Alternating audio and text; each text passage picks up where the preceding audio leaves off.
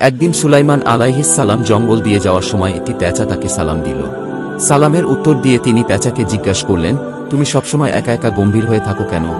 পেঁচা বলল, মরার পর একাই থাকব, তাই একাকী বসে থাকি। এরপর সুলাইমান আলাইহিস সালাম জিজ্ঞাসা করলেন, তুমি শস্যদানা খাও না কেন? সে উত্তর দিল, কারণ এর জন্যই আদম আলাইহিস সালামকে জান্নাত থেকে বের করে দেওয়া হয়েছিল। তারপর পেঁচাকে জিজ্ঞাসা করলেন, তুমি পানি পান করো না কেন? পেঁচা উত্তরে বলল, নূহ আলাইহিস সালামের কওমকে পানিতে ডুবিয়ে মারা হয়েছিল, এজন্য আমি পানি পান করি না। সুলাইমান আলাইহিস সালাম এরপর জিজ্ঞাসা করলেন, তুমি লোকালয়ে না থেকে কেন ঝোপঝাড়ে থাকো? পেঁচা বলল, এখান থেকে আমি বলতে থাকি কোথায় তারা যারা একদিন এখানে ছিল। তারপর পেঁচাকে জিজ্ঞাসা করলেন, তুমি দিনে বের না হয়ে রাতে বের হও কেন? পেঁচা বলল, দিনের বেলা মানুষ জুলুম নির্যাতন করে, তাই রাতে বের হই।